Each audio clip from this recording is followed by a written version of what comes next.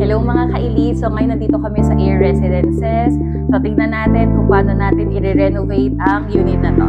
Tara!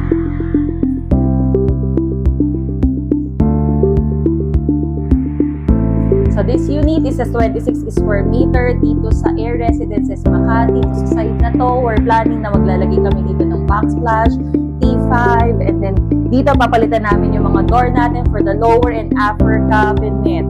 And then, dito sa ating toilet and bath, maglalagay tayo ng shower enclosure, of course.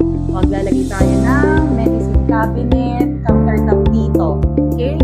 And then, dito sa living area natin, this unit kasi is for hotel vibe siya. So, tatanggalin namin yung we will knock down itong partition na to. And then, maglalagay kami ng dalawang bed. So, tingnan natin sa mga susunod na vlog ko kung paano namin pagagandahin ang one-bedroom unit na to here in Air Residences Makati. So, yun lang mga ka-elite. Till my next vlog.